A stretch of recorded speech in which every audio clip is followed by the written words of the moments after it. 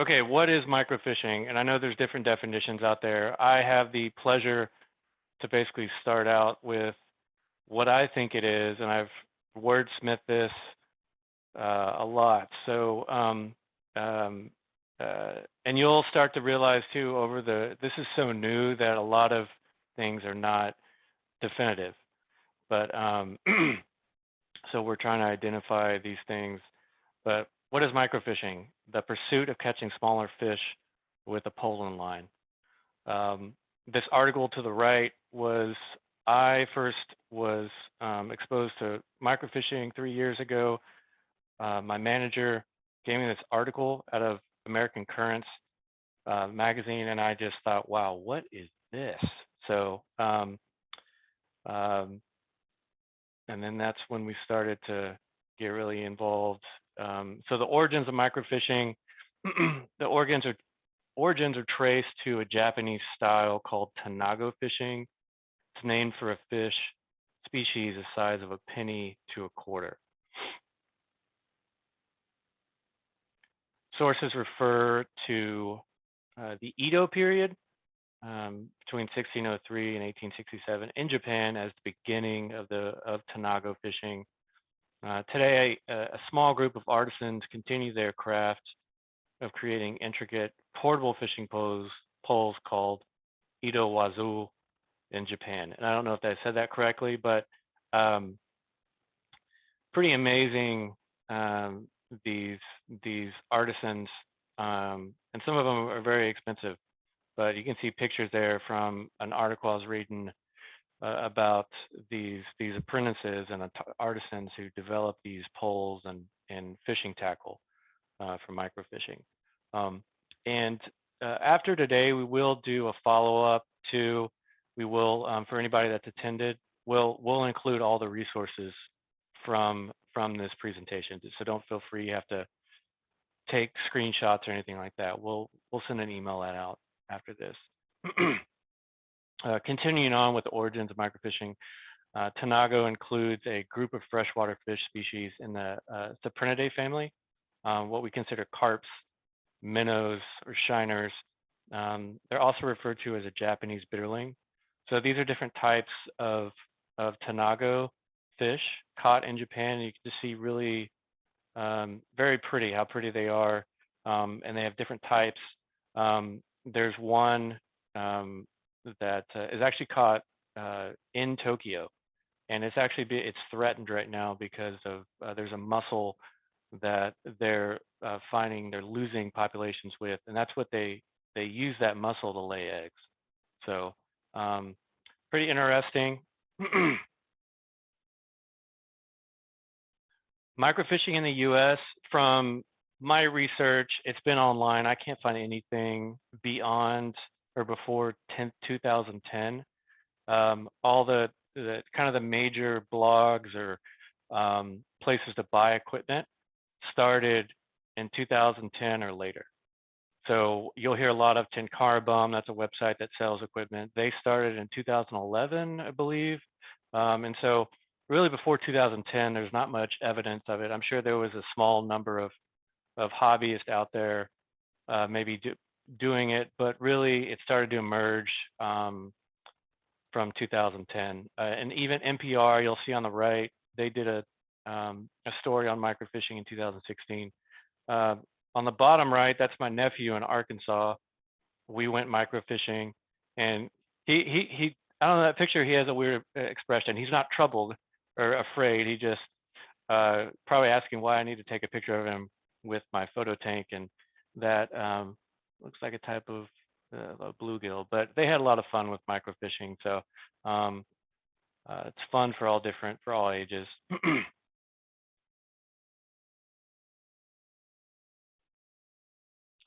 This was an article, again, it kind of showing the emergence of microfishing, more people checking out what is this thing they call microfishing. Is it even real? I presented this list a couple of years ago. You know, some of these we can question. It's inexpensive. Anything can get expensive, but really you can keep it simple and it can be inexpensive. It's effective. my nephew and nieces and myself are catching fish. You know, you can catch a lot of fish, or you can really go for particular species, and it can be a challenge. Easy to get the whole family involved. It can be addicting for some folks. It's very sustainable. Well, you know, there are considerations and concerns that we want to be on the front edge of, and we'll talk about a little bit of that tonight. Practical for those living in certain areas, especially urban areas, and it's different. Provides a challenge for some that have been fishing all their lives. I did mention, I had that question about how many fish species are found in Texas. So the answer, total amount of strictly inland species, and this can be subjective at times, but I've asked inland fisheries, I've gotten a number, it's 169 species is what I'm going with. And only 17 of those are considered game or sport fish. So that pie chart really shows just the magnitude of how many other fish you can get engaged with, and it really opens up fishing to a whole nother world. We do have 17 game fish, really 16, but I included alligator gar because there are extra protections for alligator gar. So I consider it 17. But if you don't know, game fish are protected by an extra layer of regulations and can't be used as bait. So learning how to identify these fish is extremely important. They also have, for the most part, size and daily bag limits and may only be taken by pole and line. There are exceptions to that. Microfishing in the US also, we want to stay ahead of any conservation issues or rules and regulatory problems. And so this was an article shared by Nick, who's in the Fisheries Journal. They want to find really looking at research gaps and other considerations if there's any issues with microfishing as it starts to emerge. One of the things that they found out, people microfishing, is they will keep the fish for their aquariums, and that could raise concerns regarding the dangers of transporting fish. If they've misidentified it and maybe it's a non-native and they put it in a different waterway. So being aware of that, and for you especially, these small fish, please refer to your outdoor annual for those regulations on transporting fish if you are into keeping them for your aquarium. And then this is a TPWD publication. It's free, it's online. It talks about the importance of non-game fish. And this really talks of, that non-game means different things to different folks. And typically what we consider bait, we don't consider those game or sport fish. While often small and insignificant, these fishes do play vital roles in our environment. And I think this is a really great opportunity through microfishing to engage people about their importance and unique and just how cool they are. So back to that question about do you need a fishing license? All of y'all got that right. Yes, you absolutely do need a fishing license, 17 and older. Some exceptions do apply, obviously, but just like the bigger charismatic game fish, you do need a fishing license to catch the small fish. All right. I'm going to stop sharing, and Nick, you are ready to go. Thanks, Adam. Let me share what I got here. All right. Y'all see that? Yeah, that's good. Start on the first slide here. Great. Well, howdy, everyone. Get back up to the top here. So first, I'm going to talk to you about the biology of small fishes, and really what I'm going to cover most in that is some common species that you're going to encounter and the individual biology of those species. I'll also spend a good amount of time talking about what these fish need to stay alive and the best practices for catch and release microfishing. Then I'll dive into some of the specialty stuff that I do. If y'all watched that PBS show through Parks and Wildlife that I was on, you'll probably know what I'm talking about, some of the more interesting methods of microfishing. I think it's important to bring up protected species. I'll have some links for y'all about more you can learn about those fish and how you should approach them from a microfishing perspective. And then I want to spend some time talking about how to make a life list. That's a very important thing, especially if you're a beginner microfisher, you're just starting. I think it's really important to get started on that at the beginning because it can be tedious. All right. So first off, how to keep the fish alive. It's a lot like conventional catch and release. You may have noticed if you're a bass fisherman, the bigger hooks you use, the more likely you are to hurt the fish. And so the same applies with microfishing. Just scale everything down as small as you possibly can. Now, there are going to be some micro species that you can't catch with the smallest of your hooks. They might have, a big mouth or something like that. But just generally get as small as you can and still catch the fish. So that's kind of the first step, is before you even get to the water, just select the right gear. Once you've got a fish on the line, just keep them wet. Sometimes you don't even have to remove them from the water. But if you do have to, I suggest carrying a photo tank or a bucket, some other, container of water with water that came from, their natural habitat, and trying to get them into that is immediately. And then once they're underwater, you can begin the unhooking process. I use a pair of hemostats or needle nose pliers or tweezers, really anything with the finest tip possible. And I mean, you can get stuff. It doesn't have to be specific to fishing. If you search for like fly fishing hemostats, they're going to be more expensive. Just whatever you can find laying around with a small tip is the best way to get the hook out. A good rule of thumb is don't keep the fish out of water any longer than you can hold your breath, because that's essentially what you're doing to the fish. I don't recommend actually holding your breath while handling the fish, but give it about 30 seconds to a minute before you start to get worried. When it comes time to release the fish after a quick photo or whatever you've done, a successful ID, make sure you put them back in the same habitat that you found them or as close as you possibly can.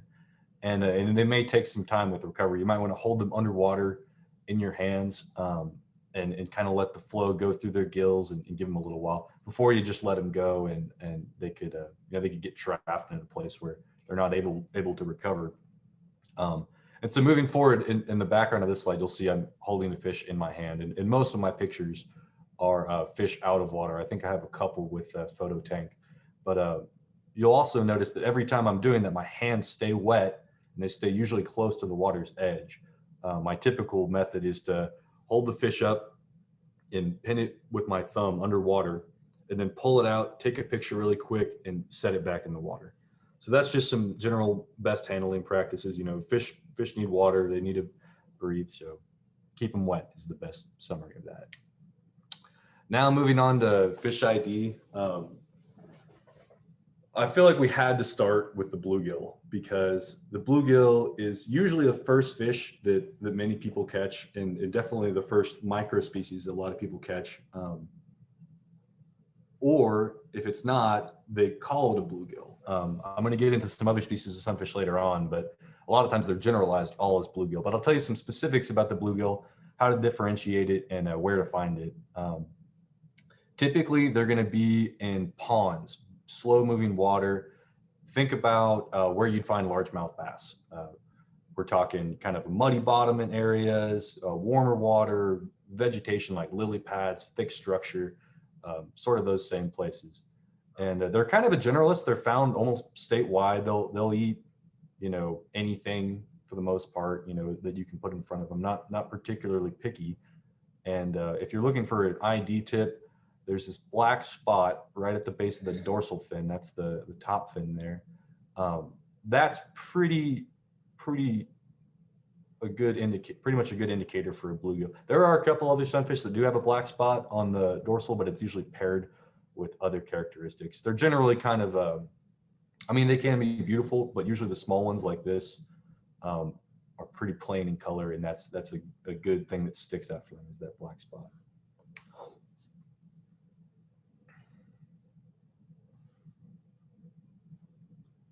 Moving on to the red ear sunfish, very similar to the bluegill. A good way to tell it apart is obviously this red ear. This is actually the operculum, or the gill cover, but we call it the ear because it's right behind the head. Another thing that tells them apart from the bluegill is they have this really long and pointed pectoral fin, kind of their arm fin. It's hard to tell unless you've got it in your hand, but bluegill have a shorter, more rounded pectoral fin. And they'll occupy similar habitat. They'll be in the same, bodies of water that you'll find a bluegill. But I find that most of the time they're really, really close to the bottom. And that has a lot to do with the way that they feed. They specialize in crustaceans and in mollusks. A lot of people call them shell crackers, is sort of another common name for them, because they have a different jaw structure than a bluegill, and they use that to crush up their food, eat it. And their food's usually on the bottom. So that's sort of some unique traits about the red ear, another really common fish. Green sunfish, for you urban anglers, this is one of my favorite fish when I'm in an urban environment to go chase after, because they're highly, highly tolerant, as opposed to a lot of other native fish. They can deal with warm water, cold water, polluted water, clean water. They're a generalist as far as their habitat goes. As far as feeding goes, they're very aggressive. And so if you're trying to hook one of these, I would say you can size up your tackle quite a bit. I mean, I've caught them on lures that are about the same size as their body. This fish was not even 6 inches long, and look at the size of his mouth. They're really beautiful sometimes too. The males get these orange and white tips on their fins, turquoise all over their gill cover. Really a cool generalist fish, even though they're pretty common widespread. Now, this is definitely a favorite of mine personally, just because of their diversity of colors. The long-eared sunfish is typically found in cleaner flowing water, but they're pretty widespread. I mean, you can find them in downtown Austin and downtown Houston. This one came out of the South Llano River. It's got lots and lots of turquoise on it. I find that in the Guadalupe, where I live, they're usually darker blue. And once you get out to East Texas, they turn like purple. Just amazing fish. But I would say the number one way to identify them compared to other sunfish is you're going to get this white margin around the opercular flap. That's a pretty good indicator. There's very few other sunfish that have that margin as pronounced as the long-eared sunfish. Very few common sunfishes, at least.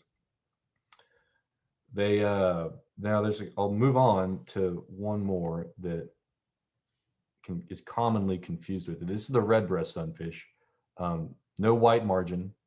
It's funny. It's usually got a longer opercular flap, even though the other one's called the long ear. This one's usually got very long and elongated opercular flap. You'll find them in the same kind of places, fast moving water. I always find them below dams. They like clear water for the most part, and rocky bottoms.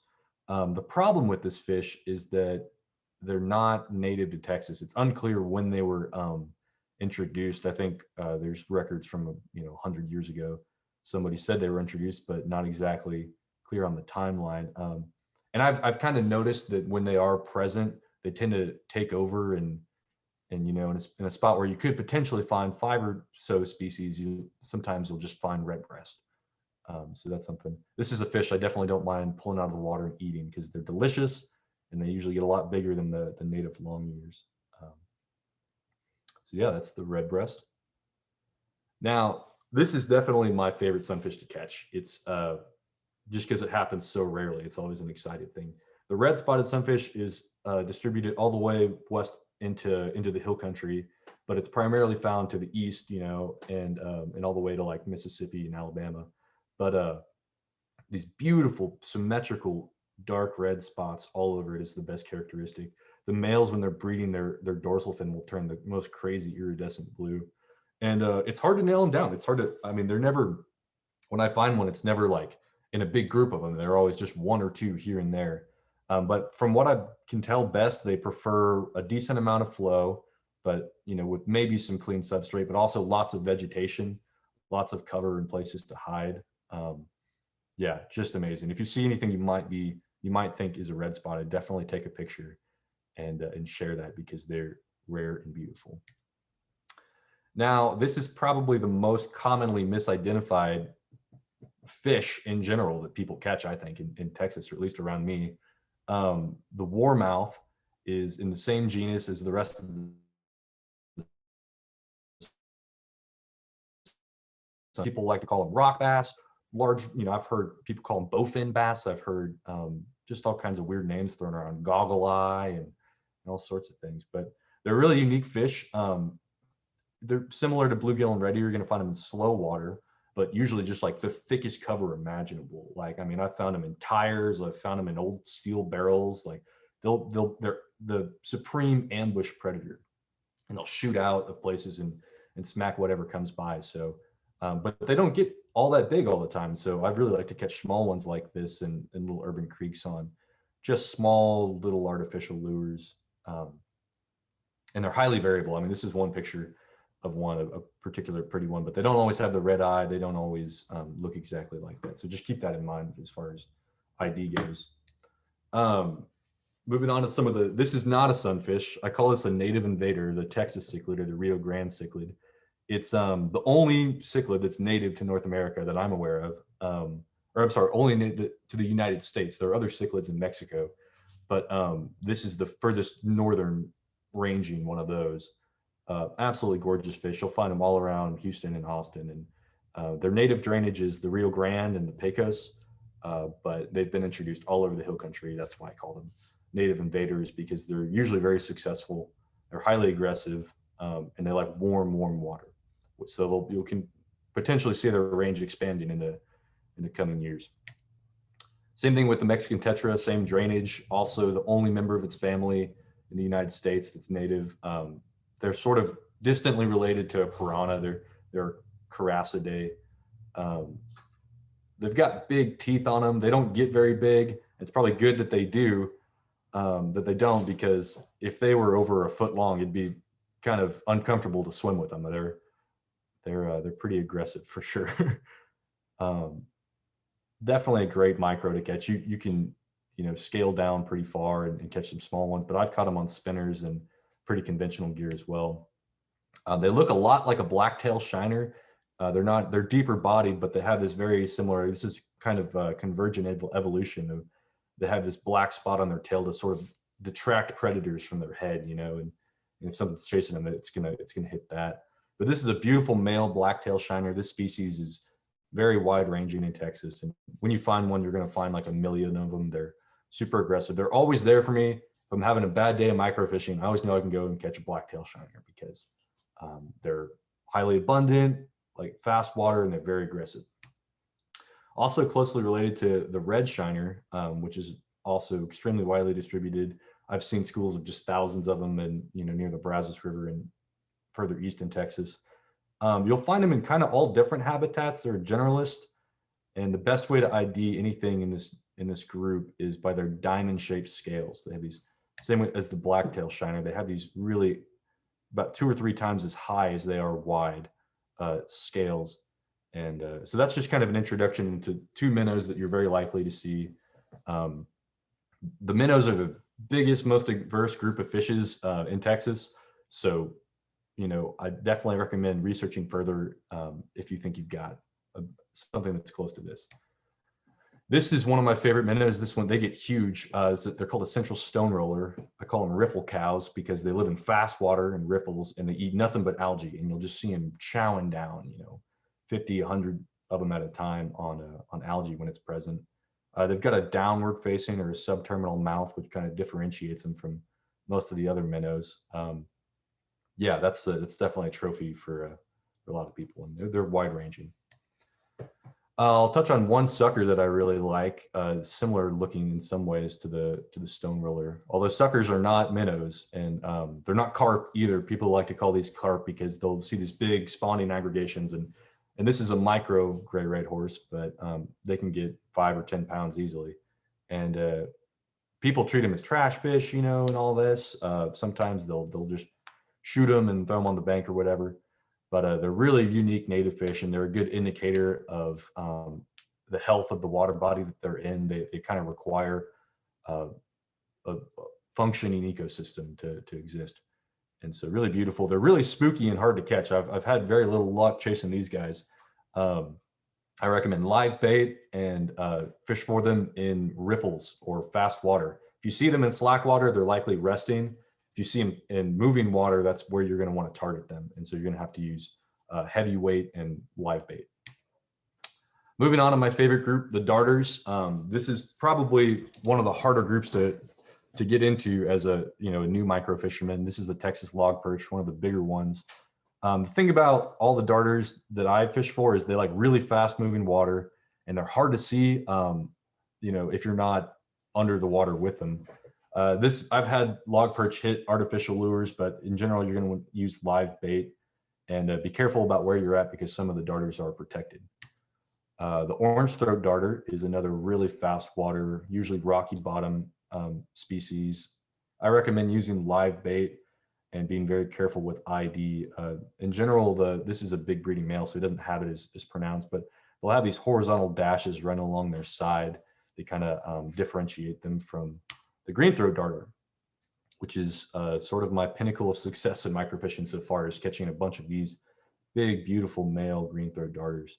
They're spring obligates. You can only find them, very close to big springs. They're hard to see from above. They have a tiny mouth, but the good thing about them is if you can find them, they're usually really docile and curious, and they'll let you get really close to them. And that kind of leads me into something I want to talk about out of the Fish ID is specialty techniques. So here's a picture of me. This was the same place I was at in the PBS show.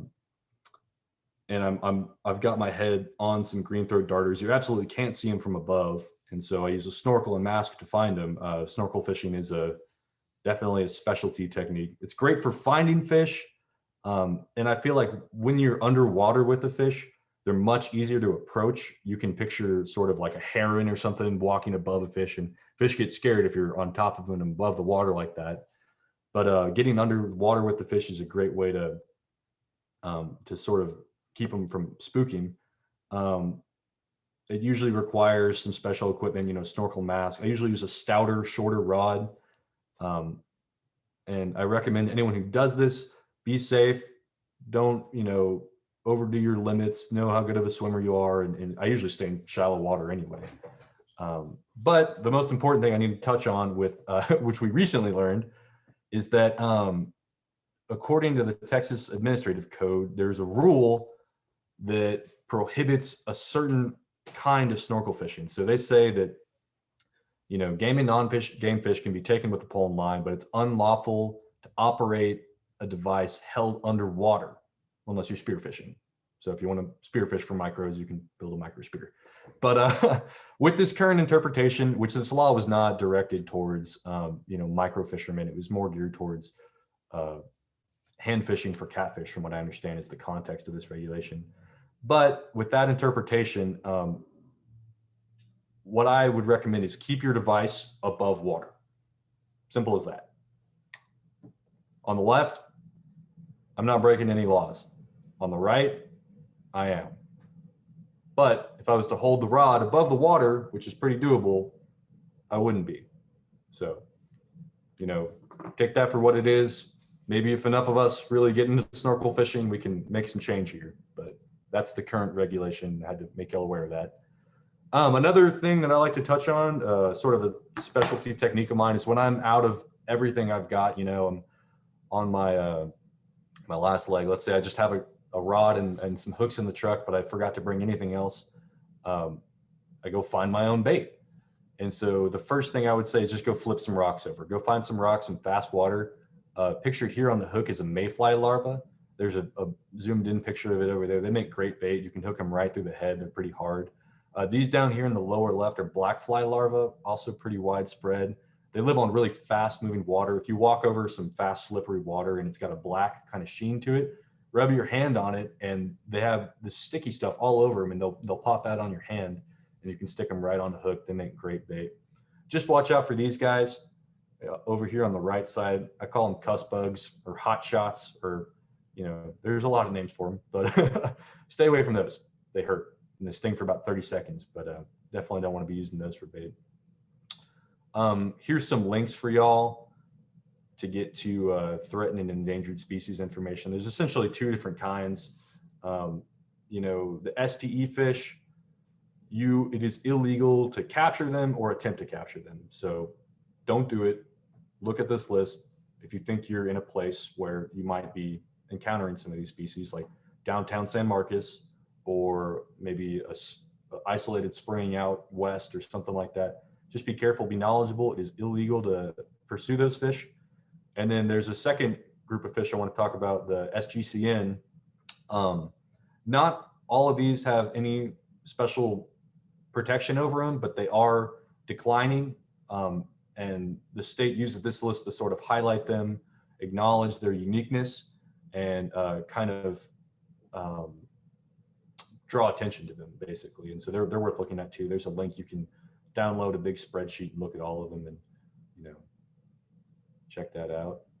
And the last thing I was going to mention is building a life list. Like I said earlier, it's important you do this early on. And the first thing you want to do is, what do you want to put on your life list? Does it have to be a fish you just encountered, something that you held in your hand and looked at, something you took a picture of? Or are you going to be harder on yourself and say, I have to hook it in the mouth, and I have to land it, you know, and take a picture of it? You know, that's sort of a stricter interpretation. So feel free to be creative. My first life list was this field guide right here. I just started marking down fish, where I saw them, when I saw them, checking them off as I went along. I would say this book is a great starter, but it doesn't have every species that we currently acknowledge in that 169 species. But it's a good place to start. Another thing I've got to pitch is iNaturalist is a great online program. You can get it on your phone. That's usually how I take pictures and upload them to iNaturalist. Or you know, I use it in browser a lot to explore. And Michael's going to touch more on that in a little while, about how you can use it as a tool to find more species that you're searching for.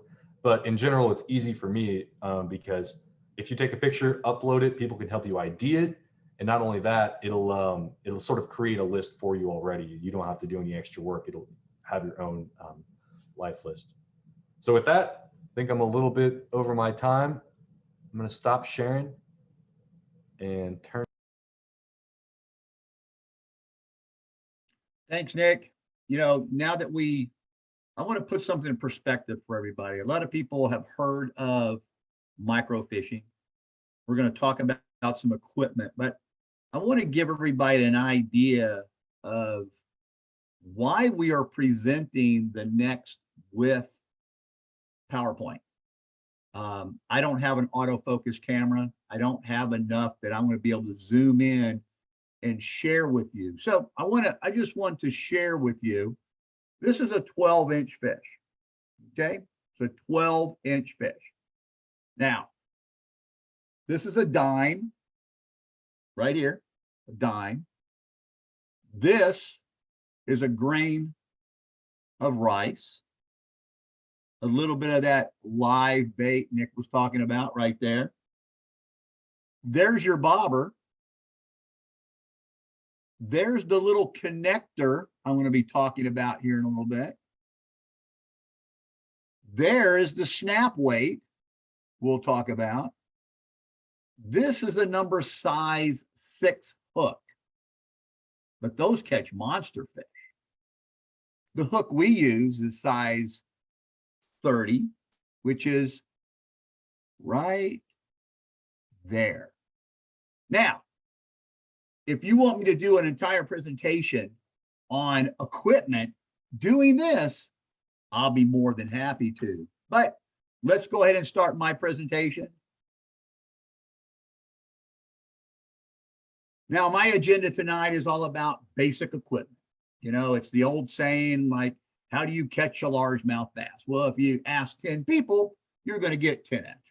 So pretty soon I can just see it in the future. I'm looking at my crystal ball and it's like, hey, Stan, how many ways do you think that we'll get a top, you know, a black striped top minnow? And everybody's going to be looking at us in the bar going, what? So again, basic equipment we're going to talk about tonight. We're going to talk about some microfishing in urban areas. This is kind of like what Nick and Adam were talking about, those bluegills, a lot of those first fish, but they're also, we have a young man on here named Alex. He's been doing this for about 2 years now. And he's got some cool fish in his backyard. And I think he lives in Montgomery County. So he also shared some bait ideas. And then we're going to talk about some opportunity to engage and educate. So you guys ready to go? Here we go. First thing we're going to talk about is a basic equipment checklist. We need a fishing device. We need some hooks. We need some sort of a connector. We'll talk about here in a little bit. Line, bobber, weight, and then that bait. But then we're going to throw in a couple additional stuff. So, fishing device. What is a fishing device? Anything that you connect a line and a hook to. It can be a stick. Those are free. So then we have various types of rods from 3 foot to 10 foot. But they can also get very expensive if you start bringing in some higher range rods. So again, it doesn't matter what you're using to catch these fish, use a stick. Because again, we want to try to keep it very, very cost effective while we're introducing microfishing. So let's talk about your first engagement. Adam made mention earlier about some fish may not like that hook. You know, I always say no before you go. And we'll talk a little bit about some more sayings as we come closer. But note, the larger the number, if you're not used to hooks, the larger the number, the smaller the hook size, unless you have a size over a 0, which is called aught. For example, 4 aught is a pretty large hook. A snailed, meaning a leader attached to a hook using a snail knot. Now, if you have never been microfishing before, the snail or the snail, however you want to put it, is going to be your friend. You can purchase these types of hooks that already have the leaders on them. You can buy these from $4 to $5.50 a pack, or you can create your own. Buy the hook. I think Stan earlier said you like a 26, size 26. You could take that with some leader, some line, some leader, or fly fishermen also called it tippet. You know, the last couple of inches of a leader is called tippet. Then you learn some knots like the double overhand knot and the snail knot, which you now have a snailed leader. And that snailed leader can be quickly removed with another device that we'll talk about here in a little bit. But if you've got a size 4, and if you look on the right-hand side of that screen, you can see what size of size 4 looks like. I mean, it's still a fairly big hook. But as you get smaller to smaller 24, and if you remember that size 30, you got to understand those fish. If you're going after something that this fish is only going to be an open in his mouth so far, and it's only going to be working on a scud or some kind of land creature or water creature, you got to be able to understand how to attach that bait to that hook. So the connector, as you might understand that this industry is changing. Every time you go to Carabom, or you'll find different things. This little, how many out there? I know you can't see your hands, but a lot of people don't like snap swivels. But let me tell you, when you become a microfishing, these little snap swivels are going to blow your mind, because you only have to tie once, and then you'll have a bunch of your leaders already set up that you can attach very quickly and reattach.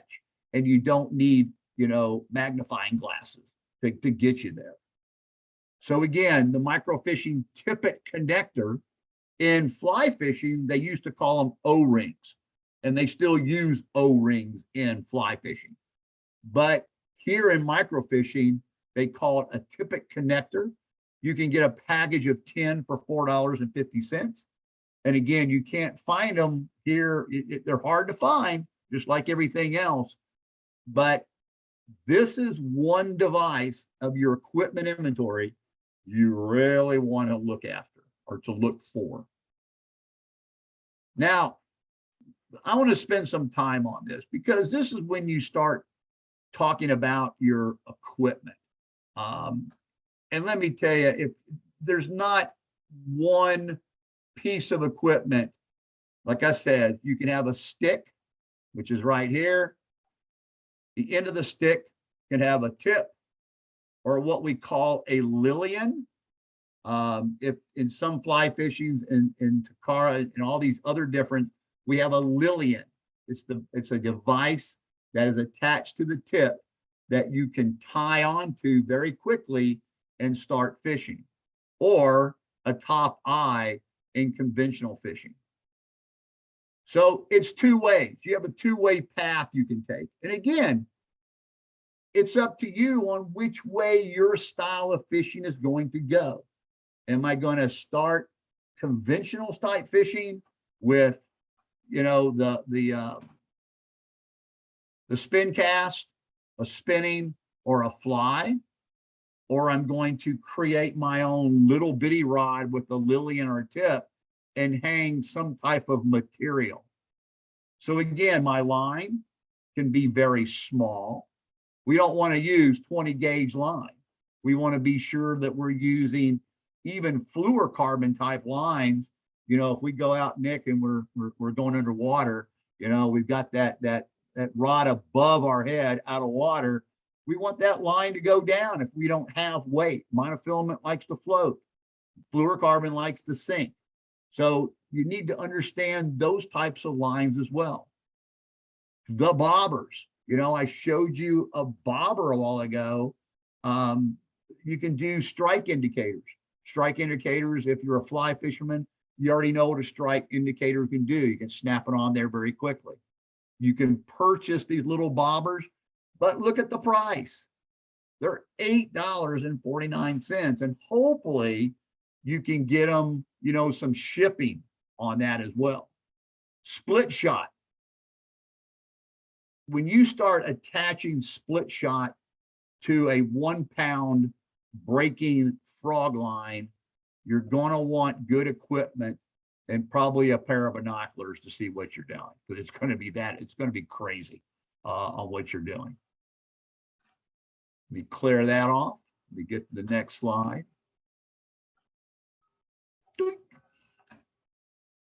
Come on, mouse. Now, bait. Nick talked about, go find bait. Well, if you can't find it, bring it. Especially in urban areas, we have something, the amphipods that are just called scuds. I can go into any farm trough, especially near an urban area. I can take my trusty net. I can scoop up just a gazillion scuds, put them in a little container of water or my drinking water, and make sure I just don't drink on it. But I have a whole supply of scuds ready to go. So just make sure if you're bringing bait that's live, mark it somehow. Don't grab your drinking bottle thinking it's a drinking bottle and you're drinking your bait. Going to ruin your whole day, especially if you have those cuss bugs because they're going to be inside of you just gnawing.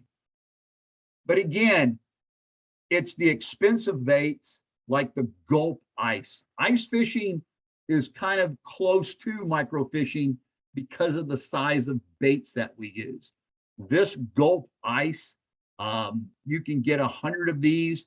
They're about the size of grain of rice, but they're $12.50 a pack. Make it. This is Alex.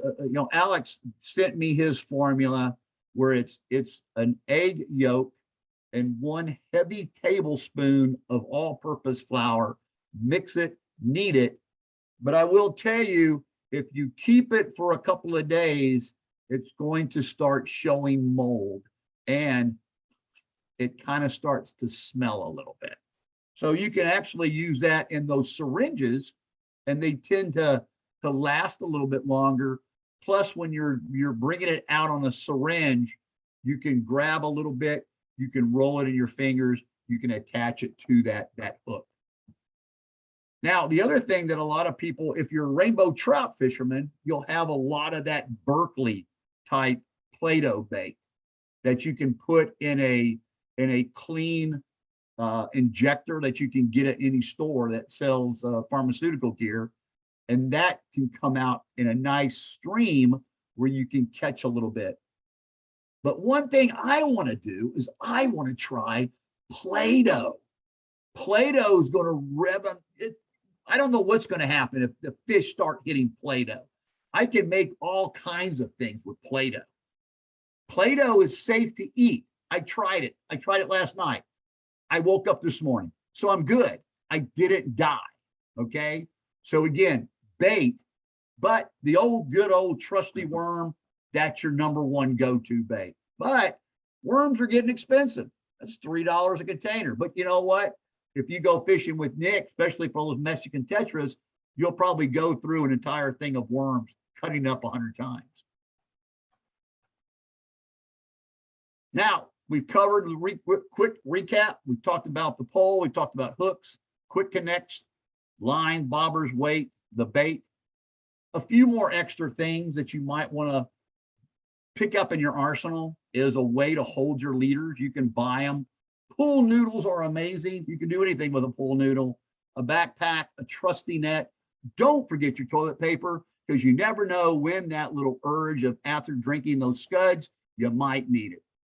Make sure you're looking for a really good pair of pliers. I like what they call tweezer pliers. I can get some really inside and get what I need and unhook or hold the little hooks while I'm baiting. And then that viewing device that Nick was talking about. Now, microfishing in urban areas. If you know what an urban area is an urban area or build-up areas in human settlement with a high population density and infrastructure of built environment. Urban areas are created through urbanization and are categorized by urban morphology as cities, towns, and suburbs. Dadgum, I'm a smart fisherman. That's why I have to make my own map. I've created my own life list on my own map. The fish in green are the ones that I've caught areas. The ones that are more of a reddish color are still some places where I kind of know about them and I have to visit them. And then the hearts are set up where I have heard from people, various fish, and waiting to go there to catch that particular fish. There are a lot of maps out there. I mean, a lot of maps. The Texas Stream Team water quality data, where people actually go to test the water in rivers and streams and waterways, they have these on maps. So you can go there once you get to that website and you click on either a blue or a white, the white meaning that somebody hasn't been there in a while. You can click on it and it tells you all the coordinates on how to get there. But again, be sure you're not crossing into private property. Know your rule. Know before you go.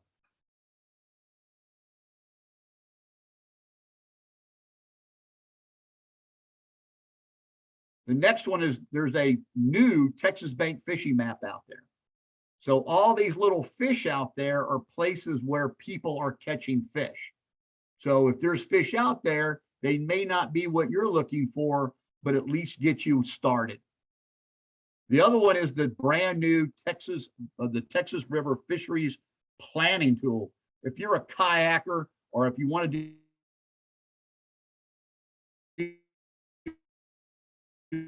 little mark is a place where you can jump in with your kayak. Some of them will have information of who you got to call before you get there. They'll give you the code, and there might be some fish in that area that you're looking for.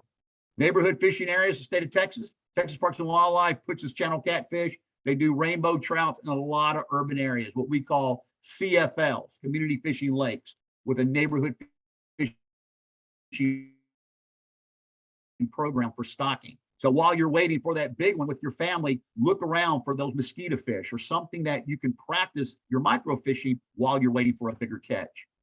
Now, real quick, because I know my time's almost done, is the opportunities to engage and educate. I'm going to give you the secret of fishing right now. Give you the secret of success. To learn to fish is to learn the fish. It's do not cast where the fish are not. It's that simple. Know before you go. So there's a tool. Nick talked about it earlier, iNaturalist. When you catch something and you report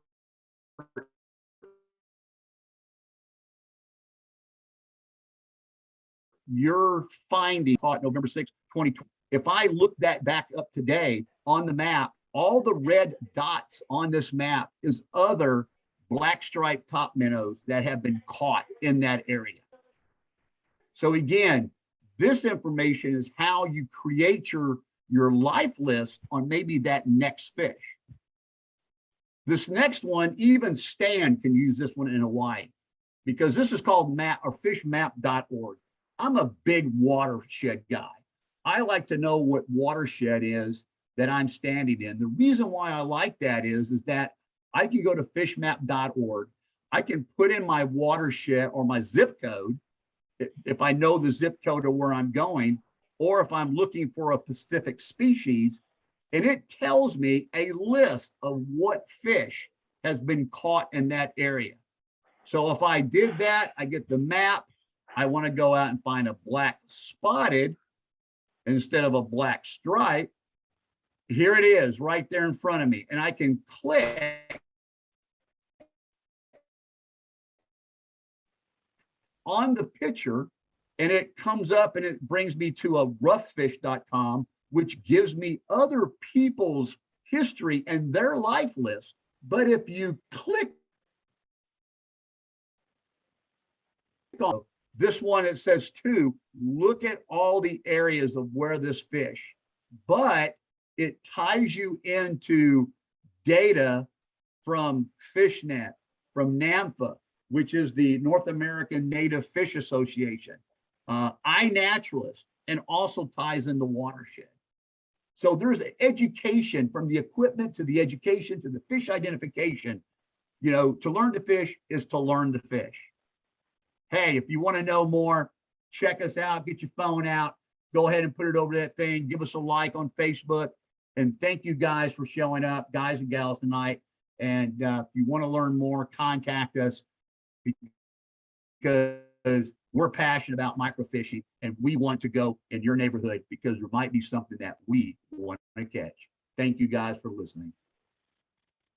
Thanks, Michael.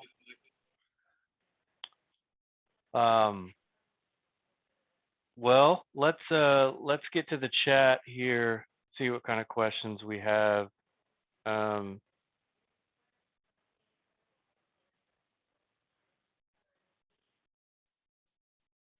Let me scroll back up here.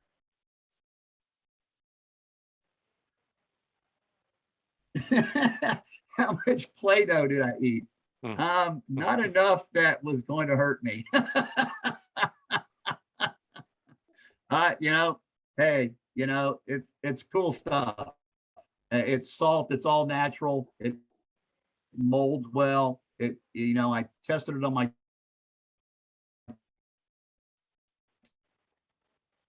I just don't know if the fish are gonna like it. What's the macro bass JPEG? What's that? Can I open that? Oh, Looks yes, like yes. about a 4-finger largemouth bass. I can't tell what it's caught on. What'd you catch that on, Jimmy?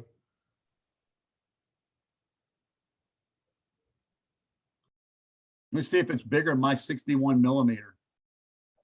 I actually caught a 61 millimeter during the Lake Fort Elite Bassmasters Classic. Size 18. Yeah, he's set size 18 hook. I would say 18 is a good place to start for a lot of for micro gear. You can catch some bigger stuff on it.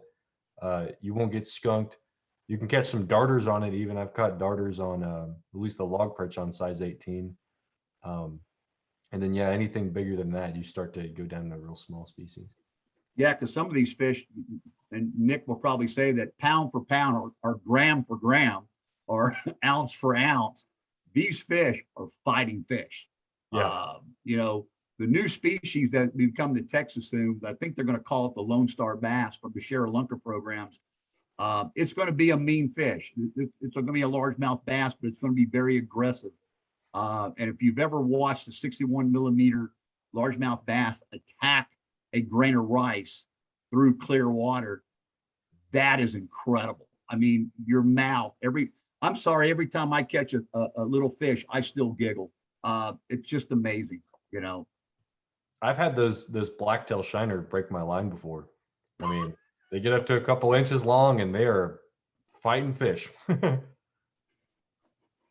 I think Kira asked a question earlier on about what live bait you use. That question may have been answered. Kira,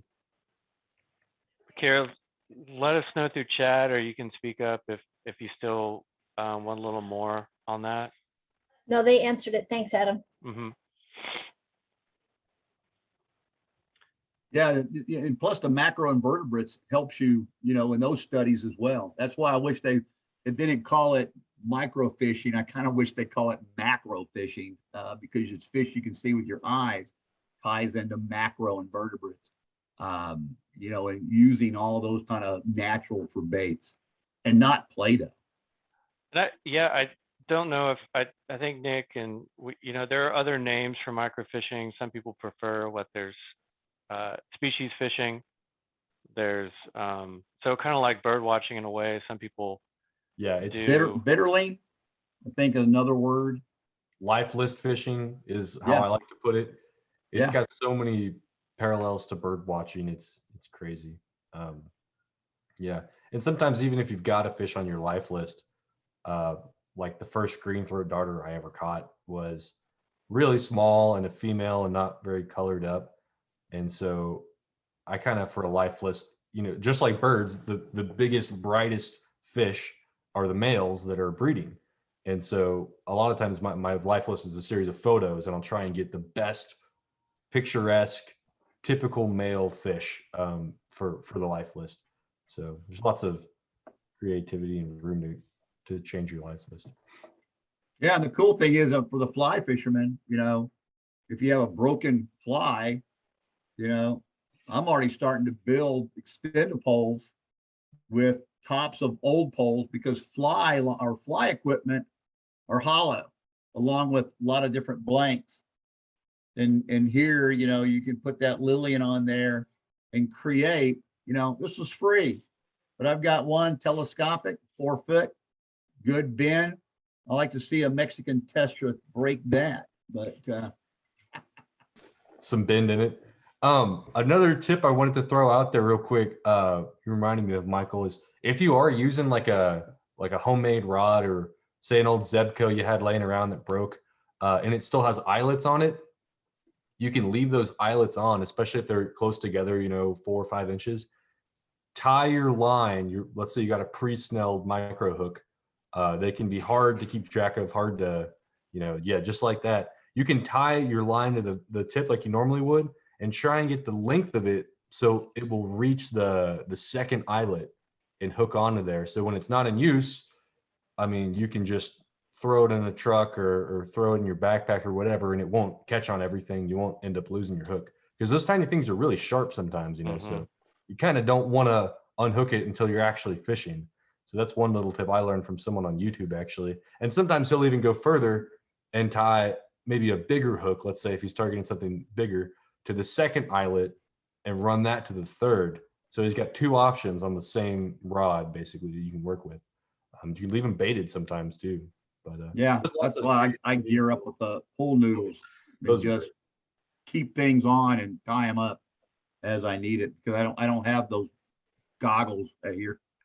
Yeah, organization is like the hardest part of like fishing in general for me. I mean, you hate to waste gear, let it get rusty and all that, but that's part of the That's a good point, creativity of it. Nick and Michael. I've like hook management with microfishing. I've had more issues getting stuck with that little hook, like under my fingernail and stuff. So yeah, be real. Be super cognizant of that.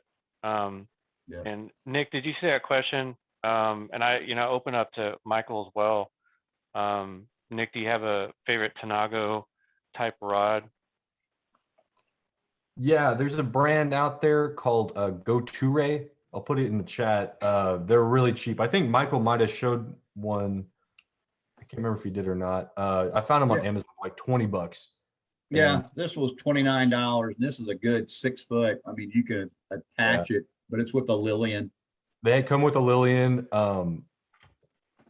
Yeah, they're cheap and easy to stick in a backpack. They compress down to pretty small. There's different sizes, but anything in like the 6 to 9 foot range is pretty much all you need. I bought a bigger one before that was like 20 foot and it was way too thick, but it would make good for like carp fishing or something. Yeah, the mini Tenkara rod, this is a $64 rod, $64.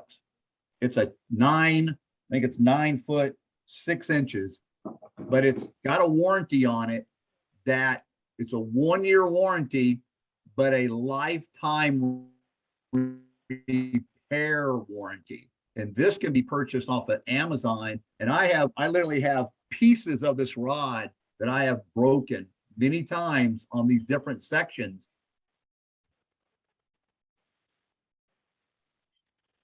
PVC pipe in the mail with the segment that you broke. So, but when you buy this for the first time, they give you, I mean, this is how, I don't know if you can see this or not. Let me see if I can't. This is how small with the Lillian, the number 1 is. And if you start pushing that thing down, I have done it more times than I can count. I will snap this thing and have to send it off. So I always carry extra parts.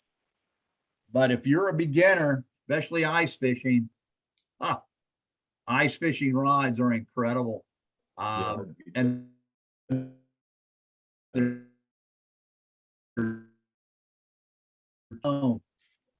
this is the top of a Zebco, and this is the back end of a TFO that I just cut the portion off where the reel seat is, plugged it up so I can take the screw out and then actually run this back out and go with a different tip if I want to. Yeah, Adam stuck a website in the chat, tankarabum.com. Definitely is a hub for microfishing online. The owner imports some really high quality Japanese gear. It's the best place to get hooks and floats and weights. He runs out often, especially when there's some kind of microfishing in the media. Everybody swarms in and buys it all up. But I would say stay patient. You can sign up for alerts when he gets stuff back in stock, and he's really good at staying on top of things. And I mean, I ordered some stuff on Sunday and it came in this morning first thing. So definitely couldn't recommend that enough. Tenkara Bum. Yeah. I mean, still fly shops, the only thing about fly shops is size 24 is about the smallest I can find, especially when it comes to dry flies. But if you're going after your first fish, your first Gambosia, it doesn't matter. Teach the people about zombie apocalypse, hold a piece of worm and say, this is a human being, drop the worm in the water and watch all the Gambosias come and destroy that worm. That's why I teach the zombie apocalypse. keep them coming back for more. Yeah, I forgot to put Gambusia in the presentation, but they're probably one of the first micros you're going to get in a lot of places. Very aggressive, top feeding fish. We still have a little bit of time. I wanted to mention too, and I know, Michael, you've done a lot of classes and group microfishing with folks. Yeah, I've bought, and Karen mentioned this, I've bought those dowel rods from Home Depot, put an eye bolt, and I'll glue some cork from my house so we can set the hook on the cork when it's done. You know, that's worked pretty well. And I can't go out and buy sometimes snelled half moon hooks from Tinkerbum. So I'll just go to my Cabela's or Academy, find the smallest hook, and they're catching bluegill, sometimes blacktail shiner, sunfish, and they're having a great time. They're learning about the small fish. So it doesn't have to be, you don't have to,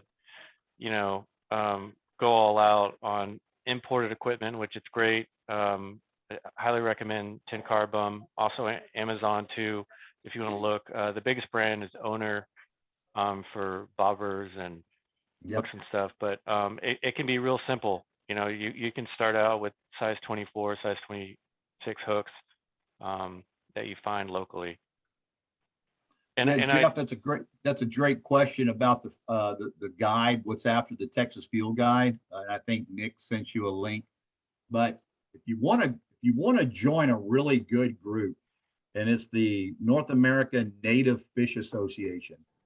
They have this is where that article first came out. That article, volume 43, number 4, was in this guide. And American currents, I think they come out 4 times a year, but they take a particular state and they're keying in on little micros. And this is how I found Fish Map, was through this, through the American currents with the North American Native Fish Association. There's really not a good source. There's a lot of books out there, but this one, I can't wait till they actually do one for Texas.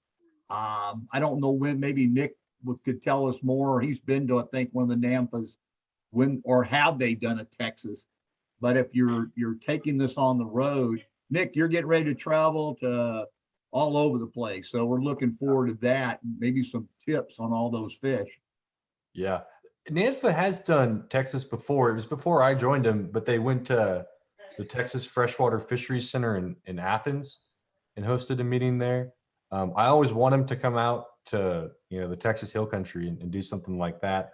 But the thing is, I can get, 12, 20 species on a trip, but where they host the meetings in like Alabama and Mississippi, you're talking hundreds of species. The diversity out east is crazy. Maybe they should do a Houston one. I feel like we could get a lot of. Well, and and Kira, setting the hook,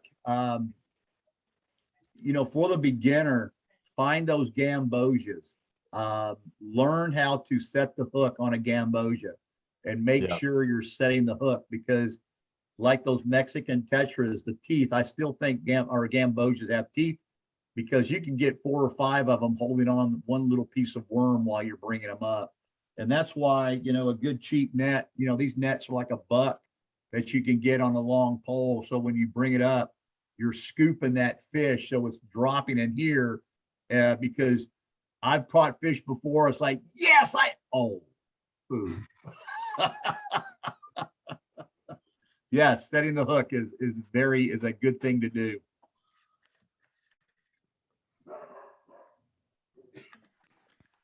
My dog woke up.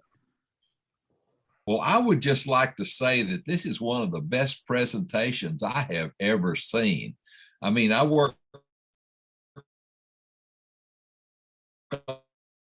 something like that, and I'm a course director, but I'm telling you, you guys, our 3 instructors, and the presentation, I mean, it was just keep it simple, stupid. I mean, it was aimed at me. I mean, it was like, wow, this is really great. I was very impressed.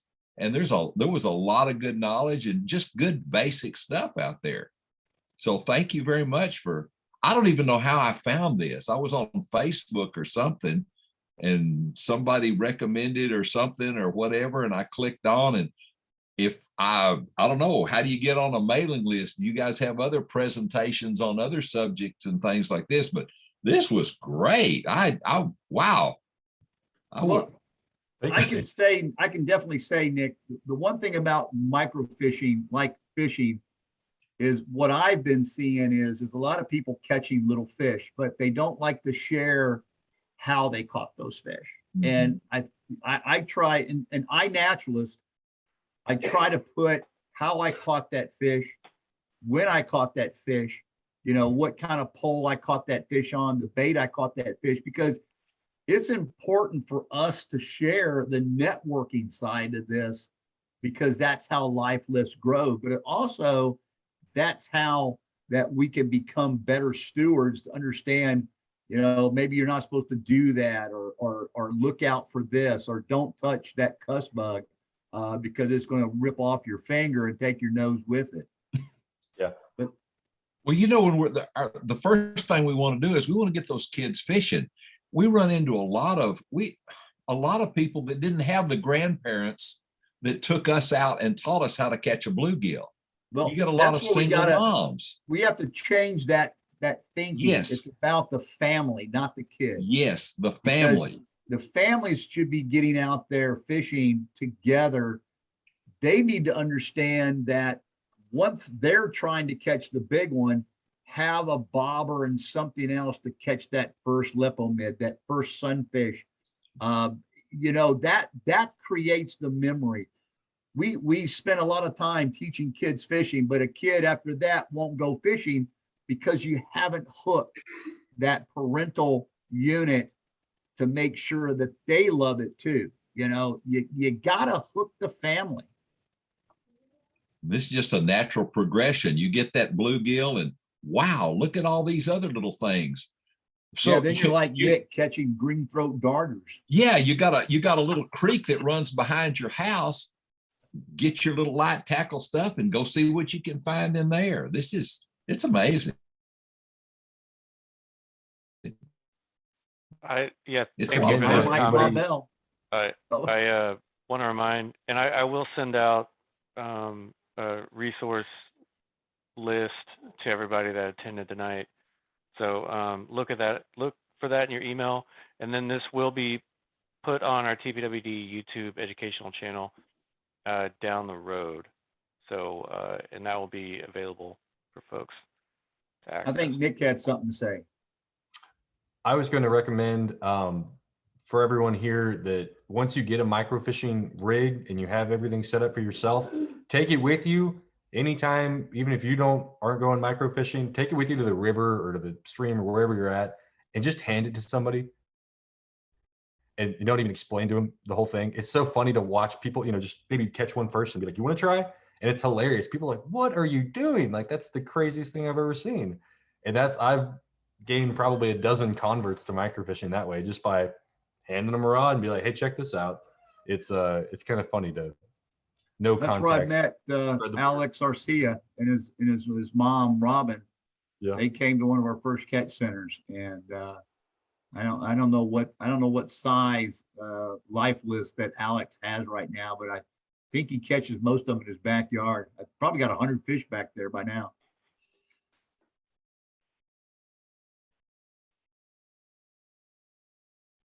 What do y'all think? Cool. If we don't have any more questions, I want to thank everybody for joining us, especially Michael and Nick. This wouldn't have happened without them. So really appreciate it.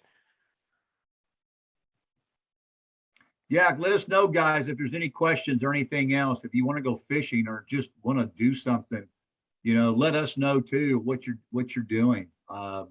John Masterson up there in Huntsville State Park. If you definitely need like a golden shiner, that's a perfect place to go. You never know what you might catch out there in Huntsville and Lake Raven. But again, when you post how, where, when, weather, muddy, clear, the more information we can share, the better micro fishermen we're going to be in growing this industry. Yeah. Thank y'all for being here and for participating. And if y'all have any questions in the future, if we're looking for a particular species, a hill country native or something, reach out to me. iNaturalist is a great place to do that. I've taken a couple people on hill country iNaturalist tours. So yeah, thanks a lot, y'all.